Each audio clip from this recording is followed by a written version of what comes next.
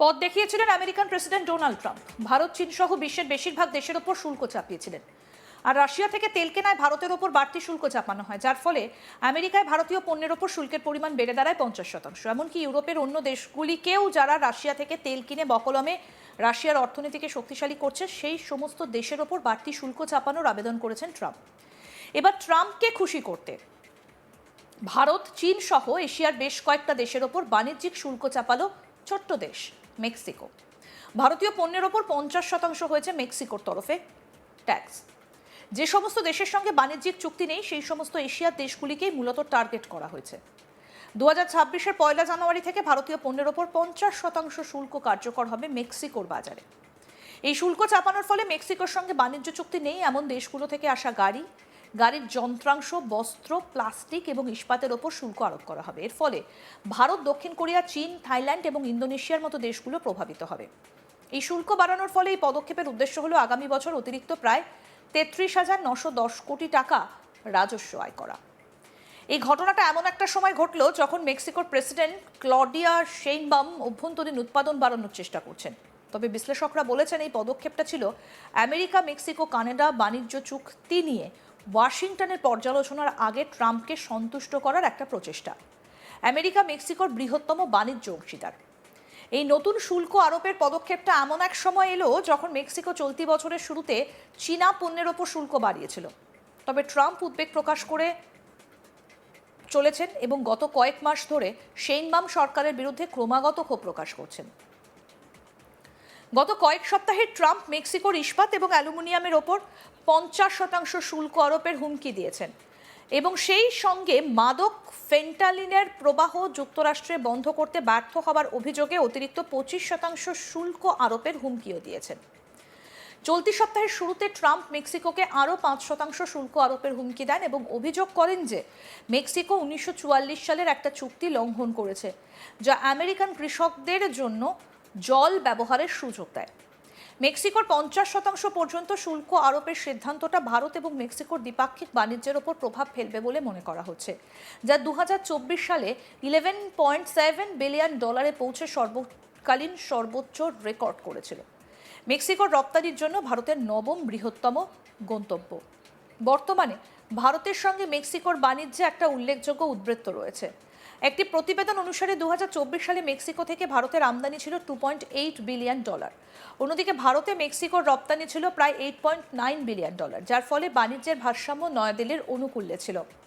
2024 সালে মেক্সিকো ভারত থেকে প্রধানত মোটর গাড়ির যন্ত্রাংশ এবং অন্যান্য যাত্রীবাহী যানবাহন আমদানি করেছিল।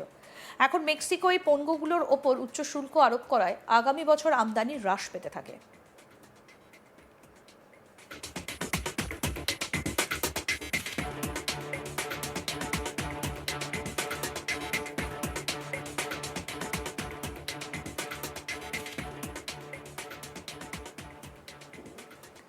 যদিও কিছুদিন আগে American president Donald Trump white হাউসের ওভাল অফিসে সাংবাদিক বৈঠকে ঘোষণা করেছিলেন ভারত রাশিয়ার থেকে তেল কেনার অনেকটাই কমিয়ে দিয়েছে, তাই ভবিষ্যতে আমেরিকা ভারতের ওপর শুল্ক কমানোর বিষয়টা ভাবতেই পারে।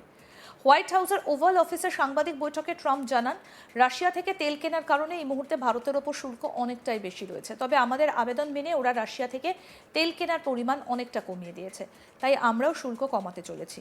একসময় আমরা বাড়তি শুল্ক কমিয়ে আনবো। তবে একই সঙ্গে ট্রাম্প এও জানান, পুরোপুরি শুল্ক মুক্ত করে দিলে আমেরিকার অবস্থা শোচনীয় হবে, কারণ আমেরিকার বর্তমান অর্থনৈতিক অবস্থার অনেকটাই সুদিন ফিরেছে এই শুল্ক চাপানোর জন্য।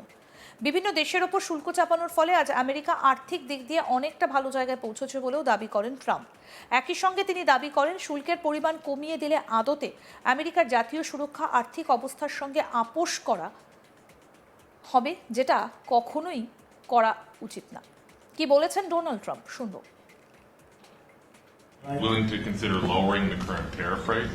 Well, right now the tariffs are very high on India because of the Russian oil, and they've stopped doing the Russian oil.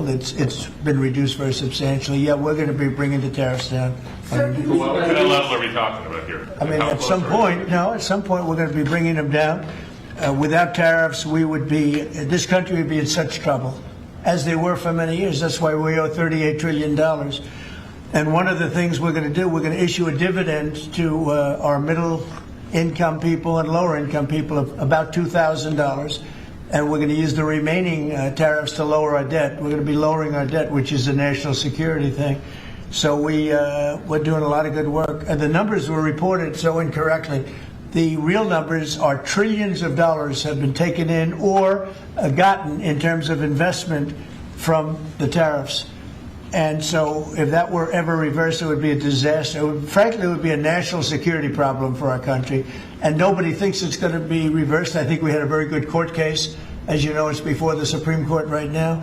But if that were ever reversed, people are saying, oh, it's $1 billion. Some people said, oh, it's $2 billion. Well, that obviously we can handle very easily. But this is trillions of dollars we're talking about in terms of the tariff income and all the investment income that's come into our country. We have more than, I would say right now, more than $18 trillion. The biggest number ever is a tiny fraction of that for any country. China, the United States, the biggest number ever. If you look at the past administration, Biden, he did less than $1 trillion in 4 years. We're over $18 trillion. By the time my first year ends, we're going to have over $20 trillion of investment coming into the United States. It's unheard of. We have AI factories. We're leading China by a lot.